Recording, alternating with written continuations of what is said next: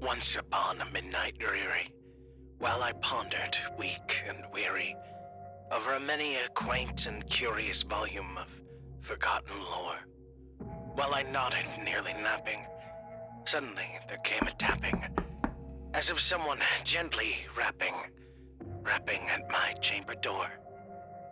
"'Tis some visitor," I muttered, tapping at my chamber door. Only this, and nothing more.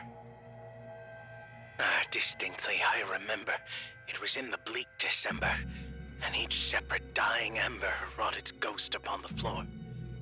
Eagerly I wished the morrow, vainly I had sought to borrow from my books surcease of sorrow, sorrow for the lost Lenore, for the rare and radiant maiden whom the angels named Lenore, nameless here forevermore.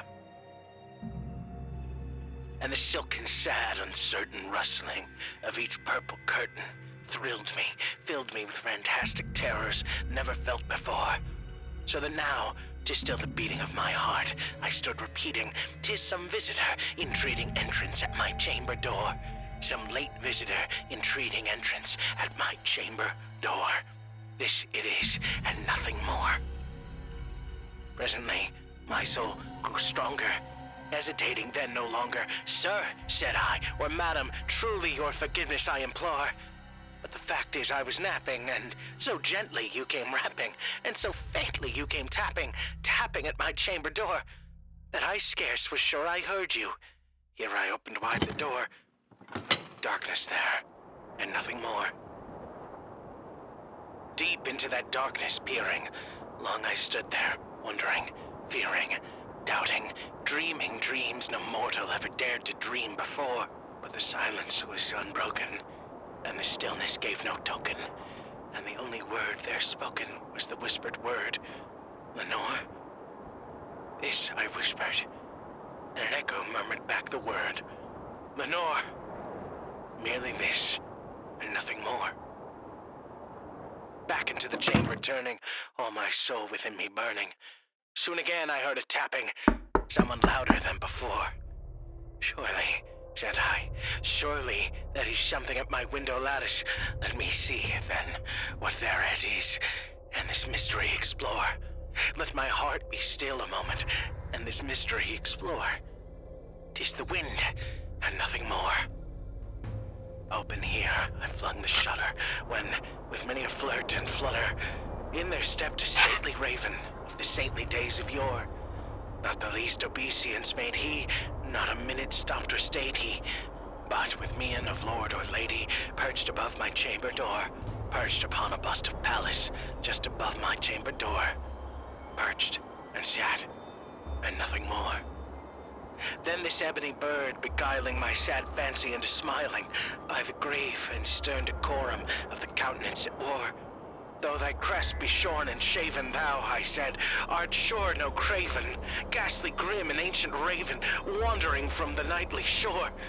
Tell me what thy lordly name is on the night's Plutonian shore." Quoth the raven, "Nevermore." Much I marveled this ungainly fowl to hear discourse so plainly, though its answer little meaning, little relevancy bore, for we cannot help agreeing that no living human being ever yet was blessed with seeing bird above his chamber door, bird or beast upon the sculptured bust above his chamber door, with such a name as Nevermore. But the raven, sitting lonely on the placid bust, spoke only that one word, as if his soul in that one word he did outpour. Nothing farther then he uttered, not a feather then he fluttered, till I scarcely more than muttered, "Other friends have flown before. On the morrow he will leave me, as my hopes have flown before." Then the bird said, "Nevermore." Startled at the stillness broken by a reply so aptly spoken, "Doubtless," said I, "what it utters is only stock and store, caught from some unhappy master, whom unmerciful disaster followed fast and followed faster, till his songs one burden bore, till the dirges of his hope that melancholy burden bore, of nevermore." But the raven still beguiling all my fancy into smiling. Straight I wheeled a cushioned seat in front of bird and busted door.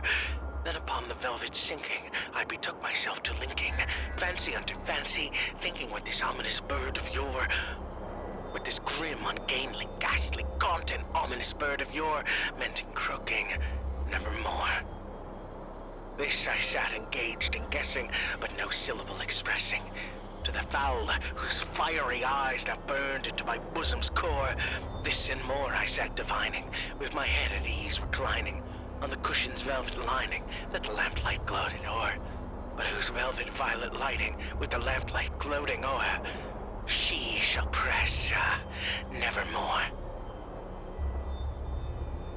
Then methought the air grew denser, perfumed from an unseen censer, swung by seraphim whose footfalls tinkled on the tufted floor.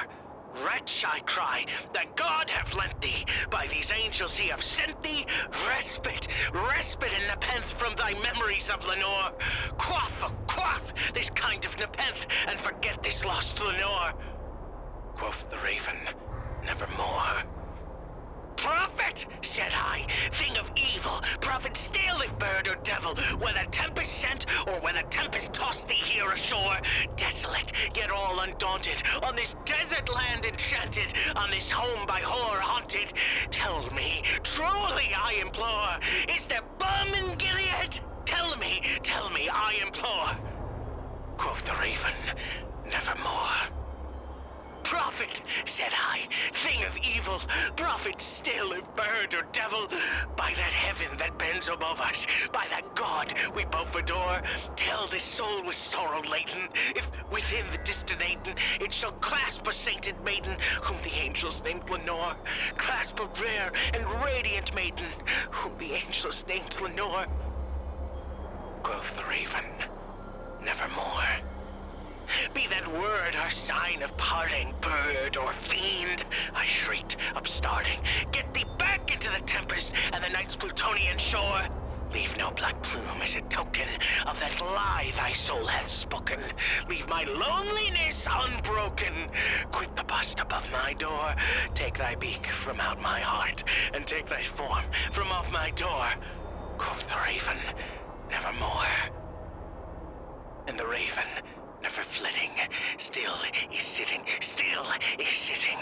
on the pallid bust of Pallas just above my chamber door, and his eyes have all the seeming of a demon's that is dreaming, and the lamplight o'er him streaming throws his shadow on the floor, and my soul from out that shadow that lies floating on the floor shall be lifted nevermore.